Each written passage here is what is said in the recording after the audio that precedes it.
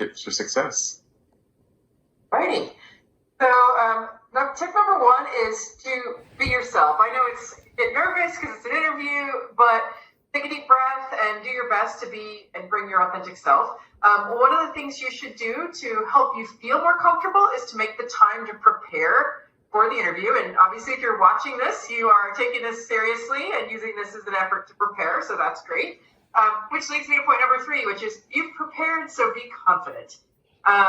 We want you to know that you're here because we think that you should be in this interview process, and hopefully you take that with you to the interview and can feel confident in your answers.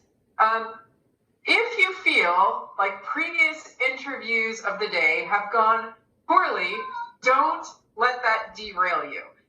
You're sometimes surprised at the disconnect between what your interviewer's interpretation of the interview might be compared to your own. And also just know that we look at the candidates as comprehensively. So even if you might have struggled in one little part of it, it doesn't mean you blew it. So give your full attention to the interview in question.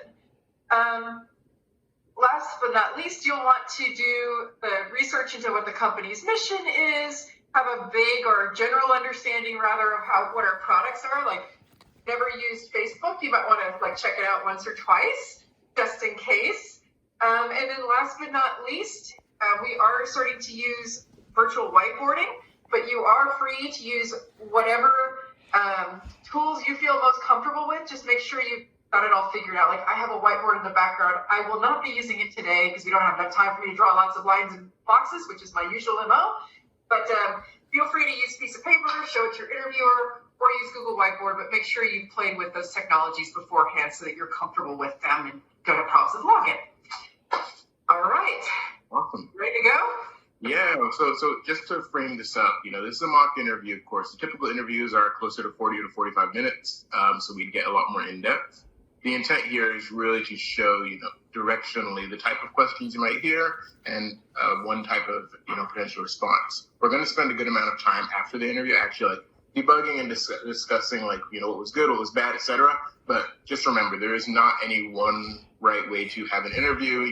There's not a specific thing we're looking for in terms of just memorize these A, B, and C and then, regurgitate those. This is intended for kind of directional understanding what type of questions you might be asked. Cool. So I'm going to be playing the interviewer. Katie is going to be the interviewee, and we'll take about 15 minutes to run through this exercise. Sound good? Awesome. So are you familiar with Facebook reactions? Yes, I am. Awesome. Well, congrats. You're now PM for reactions at Facebook. Okay. How do you go about setting a goal for the team?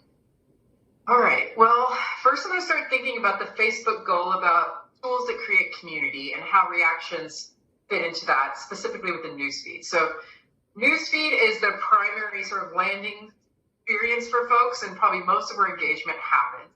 So the goal of reactions would be to allow people to connect to their newsfeed community in a way that's low friction, but still more than just a like. So they want to be able to express a range of thoughts and sentiments about some content without having to type a lot in. You can still do comments and shares for that kind of thing, but if you want to just acknowledge in some way and move on. So I think the goal of reactions would be to enable a broader range of expression of emotions with that community on newsfeed. So what I'm hearing is you're saying newsfeed is currently, photos and text, etc. People can write comments, they can like, etc. Reactions give them a broader range of lightweight expressions, which is going to help us build more community. Yeah. Okay. So I guess how do you measure whether or not you're successful there? Well, there's two sides to newsfeed. Side number 1 is the person looking at stuff, and side number 2 is the person creating stuff. So I think we'd want to look at both of those to really figure out if the ecosystem's healthy, because you need creators and you need consumers, right? So the first thing is I would start thinking about